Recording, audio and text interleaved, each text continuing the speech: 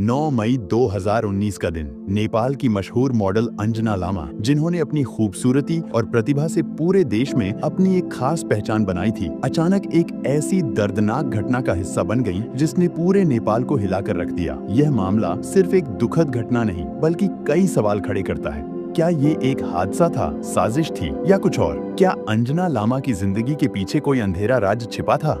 आज की इस कहानी में हम इस रहस्यमयी केस का पर्दाफाश करेंगे। यह एक ऐसी घटना है जो समाज की गहराई में छिपे कड़वे सच को सामने लाती है। तो आइए शुरुआत करते हैं और जानते हैं अंजना लामा मर्डर केस की पूरी कहानी। अंजना का जन्म 4 अगस्त 1995 को नेपाल के हथौड़ा शहर में हुआ था। बचपन से ही वह अपने परिवार की सबसे प्यारी और दुलारी थी। उसके परिवार में 2 छोटी बहनें और एक छोटा भाई भी था। अंजना का स्वभाव बचपन से ही बेहद चंचल और खुशमिजाज था और यह उसकी पर्सनैलिटी का हिस्सा बन गया। वह आसानी से लोगों से घुल मिल जाती थी और स्कूल में दोस्त बनाना उसके लिए कभी मुश्किल नहीं था। अंजना न केवल अपने स्वभाव के कारण बल्कि अपनी खूबसूरती के लिए भी सबकी पसंदीदा थी। उसकी सुंदरता के कारण लोग अक्सर उसे एक ब्यूटी क्वीन कहकर पुकारते थे। पढ़ाई के दौरान अंजना की मुलाकात प्रज्वल महंत से हुई। प्रज्वल आकर्षक व्यक्तित्व और अदब से बात करने वाला एक सुलझा हुआ लड़का था। उसकी यही विशेषताएं अंजना को बेहद पसंद आई और दूसरी ओर प्रज्वल भी अंजना से प्रभावित हुआ। शुरुआत में दोनों सिर्फ दोस्त थे, लेकिन समय के साथ उनकी यह दोस्ती गहराई तक उतर गई और प्यार में बदल गई। उनका रिश्ता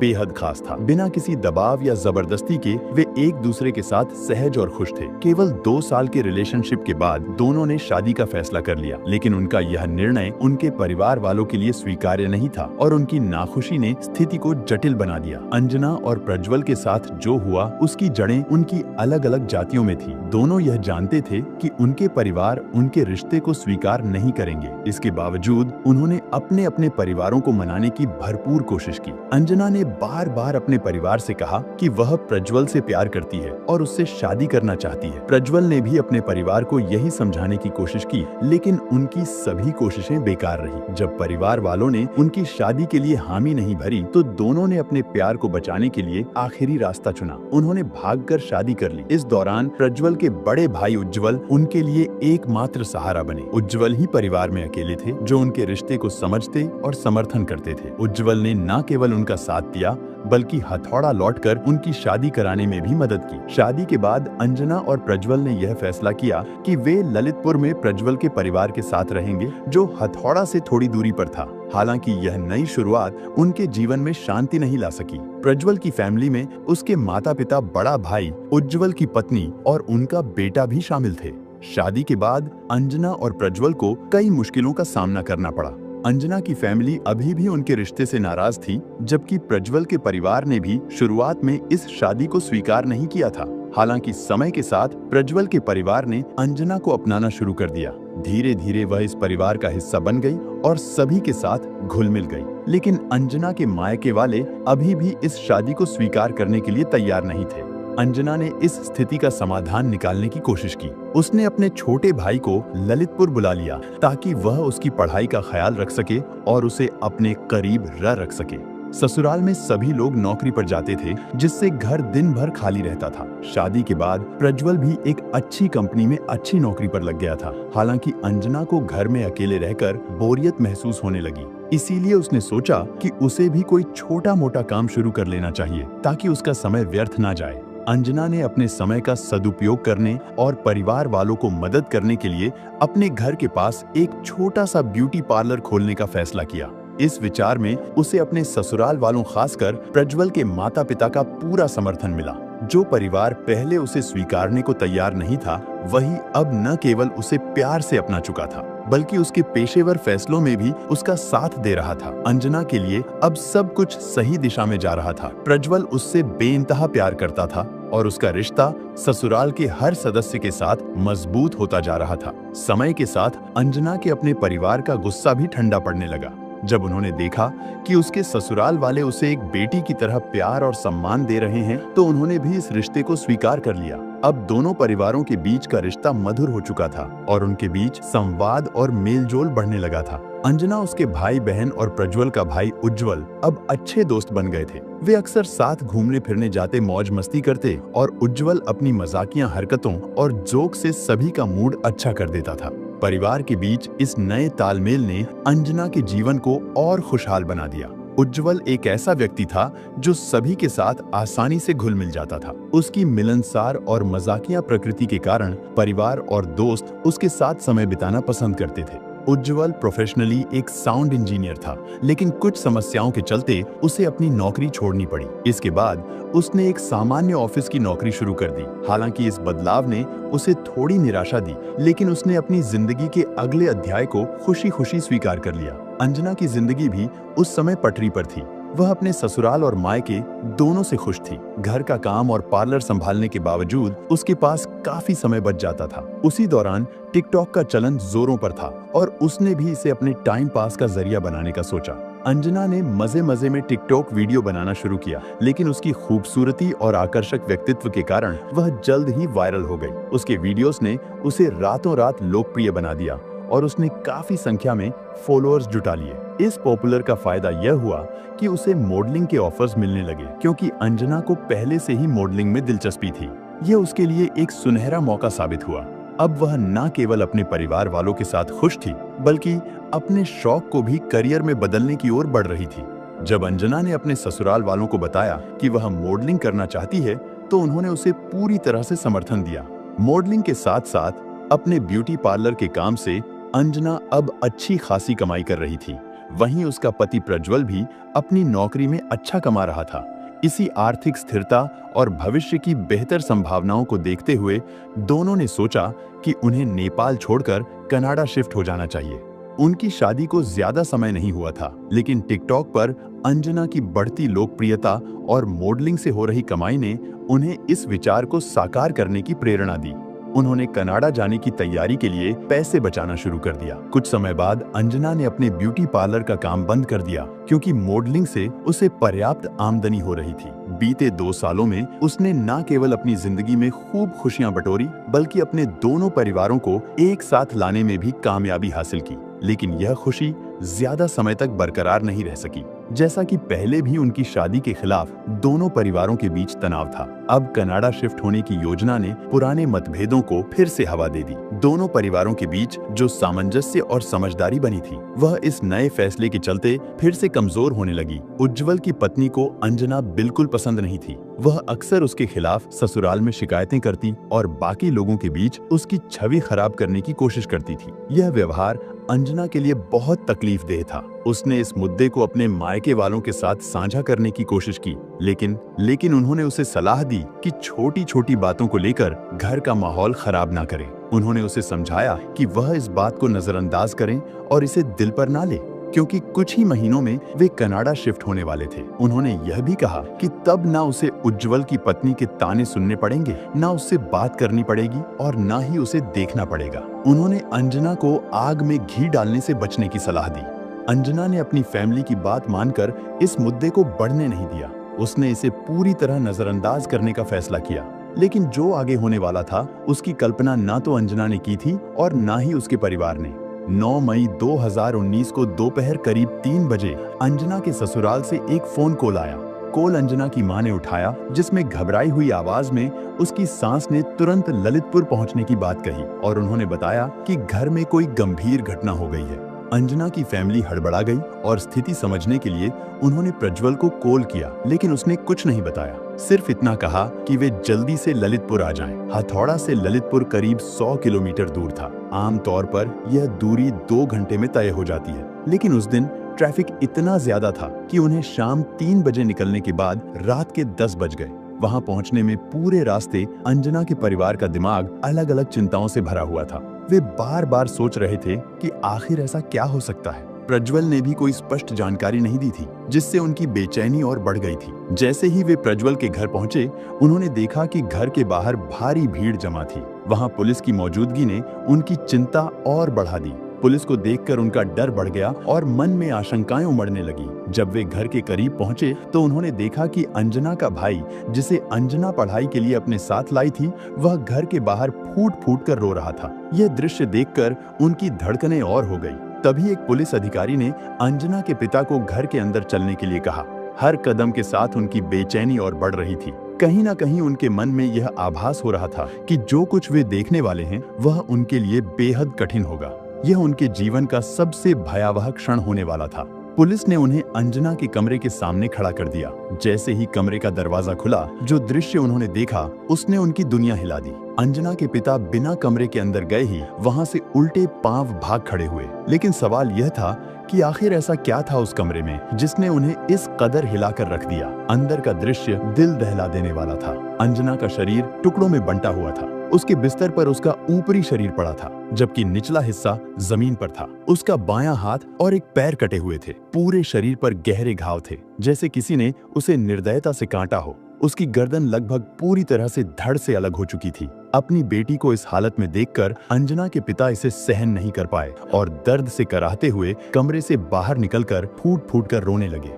उनकी दिल दहला देने वाली चीखें सुनकर परिवार के अन्य सदस्य भी घबरा गए। किसी को समझ नहीं आ रहा था कि आखिर हुआ क्या है। जब परिवार ने कमरे के भीतर जाकर यह भयावह दृश्य देखा तो वे गहरे सदमे में चले गए। उनकी बेटी अब इस दुनिया में नहीं थी और जिस तरीके से उसे मारा गया था वह किसी के लिए भी असहनीय था। ये नजारा किसी के लिए भी बर्दाश्त करना आसान नहीं था, खासकर एक पिता के लिए जिसने अपनी बेटी को इस हाल में देखा हो। जैसे ही अंजना की मां को थोड़ी होश आई, उन्होंने पुलिस से कहा, कृपया इस घर में मौजूद सभी लोगों को गिरफ्तार कर लीजिए। यही लोग मेरी बेटी की हत्या के जिम्मेदार हैं। लेकिन इससे पहले कि वह और कुछ कह पाती, पुलिस ने उन्हें एक चौंकाने वाली जानकारी दी।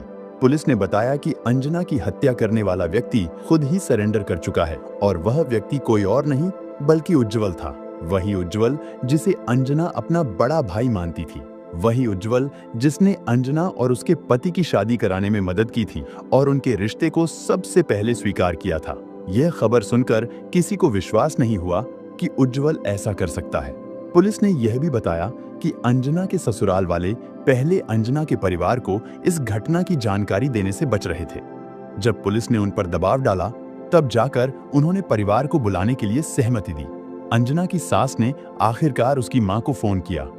इसके पीछे एक और वजह थी। पुलिस ने स्पष्ट कर दिया था कि जब तक अंजना के माता पिता उसकी बॉडी की पहचान नहीं कर लेते, तब तक ना तो केस में कोई आगे की कार्रवाई हो सकती थी और ना ही उसकी बॉडी को वहां से हटाया जा सकता था।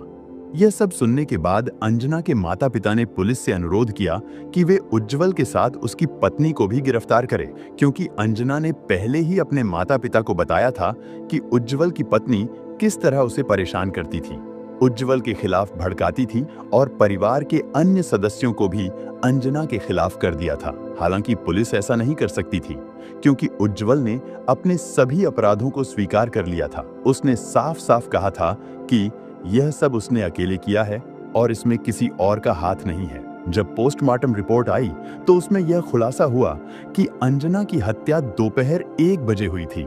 हत्या के लिए नेपाली खुकरी का इस्तेमाल किया गया था, जो एक धारदार औजार होता है। आमतौर पर नेपाल में फल काटने के लिए उपयोग किया जाता है।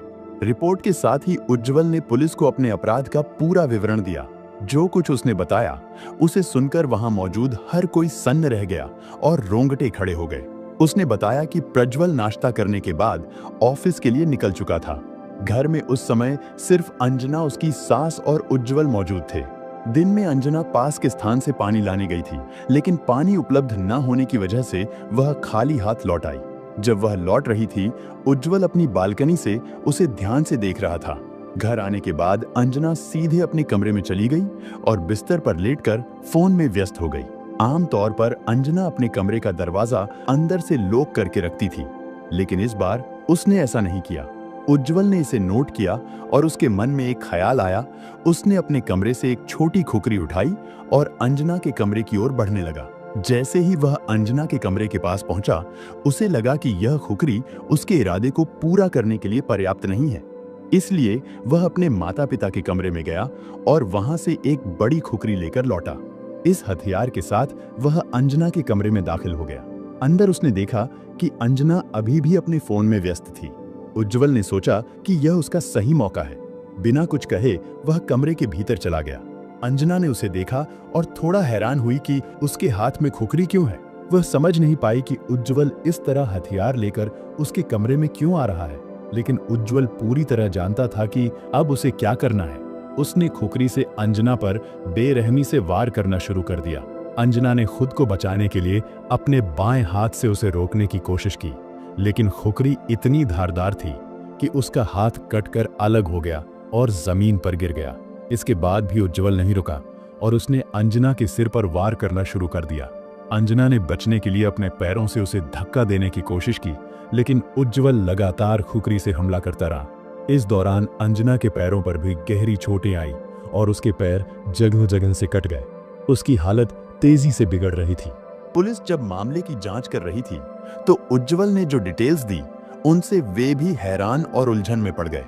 लेकिन असली सवाल यह था कि उज्जवल के मन में अंजना के लिए इतनी घृणा क्यों थी।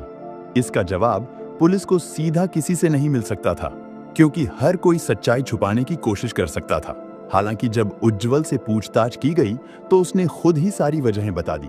उज्जवल ने कहा कि उसे अंजना का हर किसी से खुलेपन से बात करना पसंद नहीं था। वह अंजना के फ्रेंडली नेचर से चिढ़ने लगता था कि अंजना एक अलग जाति से थी। इसके अलावा अंजना का टिकटॉक वीडियो बनाना और मॉडलिंग करना भी उसे नागवार गुजरता था।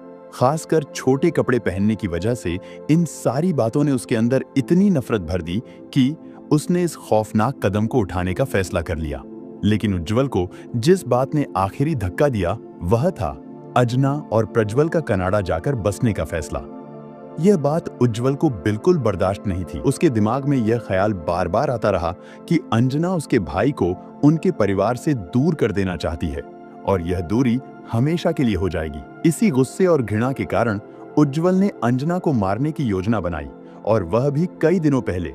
जिस तरह उज्जवल अंजना और परिवार के अन्य सदस्यों के सामने व्यवहार करता था, वह सब एक झूठा मुखौटा था। असल में वह सालों से अंजना से नफरत करता था, लेकिन उसने कभी किसी को इसका अंदाजा नहीं होने दिया। परिवार और अंजना के सामने वह खुद को ऐसा दिखाता था जैसे वह उसे पसंद करता है और उसकी परवाह करता है। अपनी भावनाओं को छिपाने में वह इतना माहिर था कि किसी को उस पर शक तक नहीं हुआ।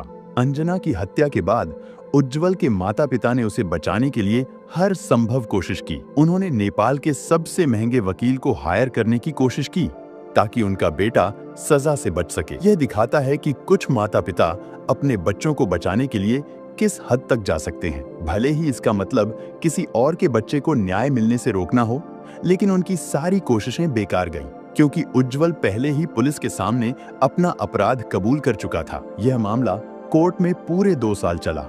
अंजना के माता-पिता को अपनी बेटी को न्याय दिलाने के लिए लगातार कोर्ट के चक्कर काटने पड़े। अंततः उनके संघर्ष के बाद अंजना को न्याय मिला। आखिरकार लंबे समय तक कोर्ट के चक्कर काटने के बाद अंजना के माता-पिता ने राहत की सांस ली जब कोर्ट ने उज्जवल को उम्र कैद की सजा सुनाई। उनकी बेटी को आखिरकार न्याय मिल गया। अंजना की मौत के समय उसकी उम्र महज 25 साल थी। शायद आप सोच रहे होंगे कि इस पूरी घटना के दौरान अंजना का पति प्रज्वल कहाँ था? क्या वह भी किसी तरह उज्जवल के साथ इस अपराध में शामिल था? लेकिन ऐसा कुछ नहीं था। प्रज्वल ने पूरे मामले में अंजना के परिवार का साथ दिया। जब उसकी खुद की फैमिली उज्जवल को मानसिक रूप से अस्थिर साबित करने की कोशिश कर रही थी, तब प्रज्वल ने साफ साफ कहा कि उज्जवल मानसिक रूप से ठीक है। प्रज्वल ने कभी सोचा भी नहीं था कि उज्जवल के मन में अंजना के लिए इतनी नफरत हो सकती है। घर पर रहते हुए उसने हमेशा अंजना और उज्जवल को आपस में मजाक करते और सामान्य रूप से बातचीत करते ही देखा था। अंजना और प्रज्वल जल्द ही कनाडा शिफ्ट होने वाले थे, लेकिन इस खौफनाक घटना के बाद प्रज्वल उस घर में नहीं रह सका जहां उसकी पत्नी की इतनी बेरहमी से हत्या हुई थी। उसने अपने परिवार से दूरी बना ली और अंततः कनाडा शिफ्ट हो गया। अब वह वहां अकेले रह रहा है, अपनी बीती जिंदगी की यादों से जूझते हुए। तो दोस्तों, इस वीडियो का उद्देश्य किसी का दिल दुखाना या फिर किसी को परेशान करना नहीं है, बल्कि आपको जागरूक करना है, आपको सचेत करना है, ताकि आप भी ऐसी घटनाओं से सावधान रहे, सतर्क रहे। आप सभी का बहुत बहुत धन्यवाद हमारे साथ इस वीडियो को अंत तक देखने के लिए।